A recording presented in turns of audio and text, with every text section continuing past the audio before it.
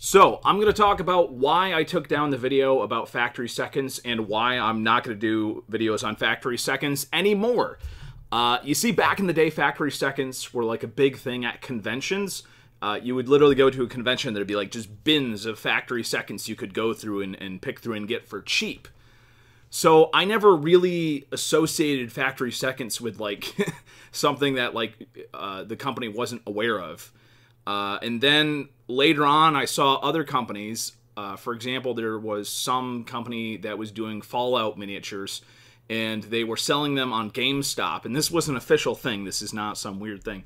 So on Gamestop, they were selling these Fallout miniatures that were prototype miniatures. And what they were was they were just factory seconds. They were stuff that wasn't painted correctly or stuff that was partially painted, but they were trying to sell them like they were collectible items, like they were prototypes. And, you know, for the past, like, almost 10 years, like all these eBay sites have been selling these factory seconds. And I guess I just assumed that if eBay was doing this, then China factories just decided to cut out the middleman and were just to sell factory seconds to people directly. And they probably had some sort of agreement in their contract or some sort of handshake agreement that the factory seconds they could just sell to companies that would then sell them to eBay. Now, I've specifically been told information today that that is not the truth. And in fact, the factory seconds that were in my video were actually probably gotten from a company that has no sort of business arrangement with WizKids. So this company had absolutely no legal right to be like taking the miniatures and selling them on eBay, which again, I mean, I guess I should have realized based on a bunch of little things, but frankly, the fact that the eBay sites have been doing this for like years and years and years, and there's never been the same eBay sellers do this. None of them have gone away, so I guess that doesn't really mean anything because I have been told specifically today that there is no legal way that these miniatures should be appearing on eBay being sold from China. So, I'm not going to be talking about factory seconds anymore because it's just too much of a weird thing. It's no longer a gray market. With the information that I have today, this is 100% a black market thing.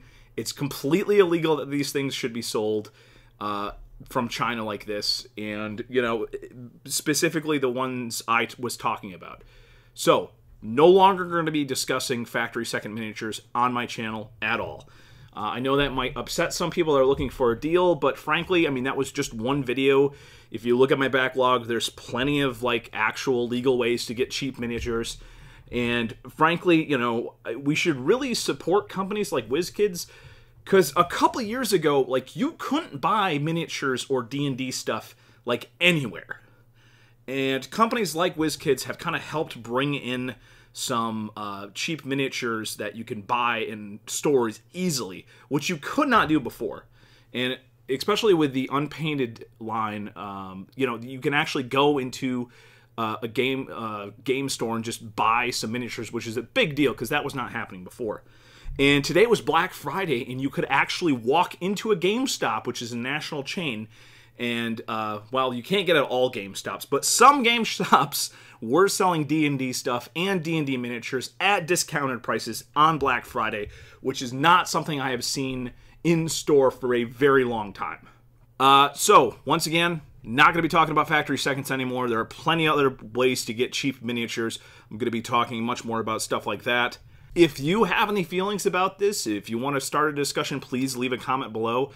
Thank you for watching the video, and thank you for understanding where I am coming from. I know WizKids is going to be doing an official Scratch and Dent website, and I will let you know when that website launches.